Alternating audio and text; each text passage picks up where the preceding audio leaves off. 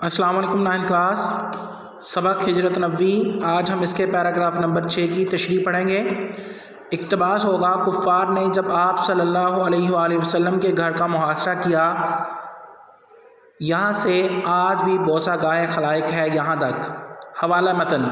سبق کا عنوان ہجرت نبوی، مصنف کا نام مولانا شبلی نعمانی، ماخذ سیرت النبی۔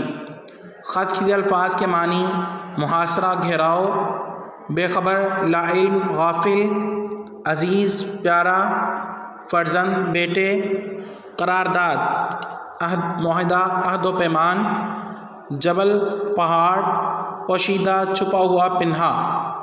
بوسہ گاہ خلائق، لوگوں کے بوسہ دینے کی جگہ، زیارت گاہ۔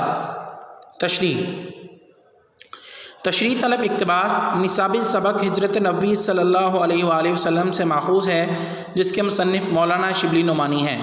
مولانا شبلی نعمانی اردو کے نامور ادیب تھے۔ انہوں نے حضور اکرم صلی اللہ علیہ وآلہ وسلم کی سیرت مبارکہ پر کتاب سیرت النبی لکھی۔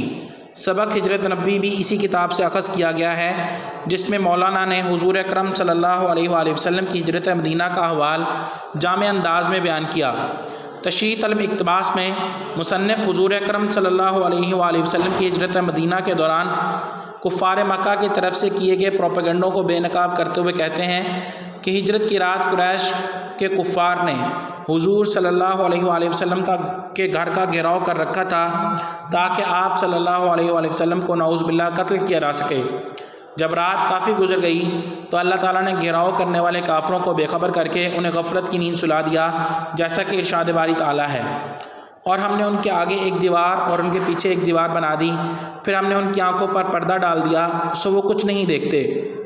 حضور اکرم صلی اللہ علیہ وآلہ وسلم انہیں غفلت میں سوتا ہوا چھوڑ کر باہر تشریف لائے اور خانہ کعبہ کے قریب آ کر اسے دیکھا اور غمزدہ ہو کر فرمایا: اے مکہ، تو مجھ کو تمام دنیا سے زیادہ عزیز ہے، لیکن تیرے فرزند مجھے یہاں رہنے نہیں دیتے۔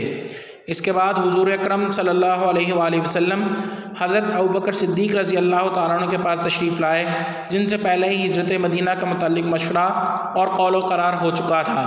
حضرت ابوبکر صدیق رضی اللہ تعالیٰ عنہ نے 2 بہترین سواریاں اور زاد راہ تیار کر رکھا تھا۔ یہ ان کے لیے بہت بڑے اعزاز کی بات تھی کہ اس مقدس سفر میں وہ حضور صلی اللہ علیہ وآلہ وسلم کے ہم سفر بننے والے تھے۔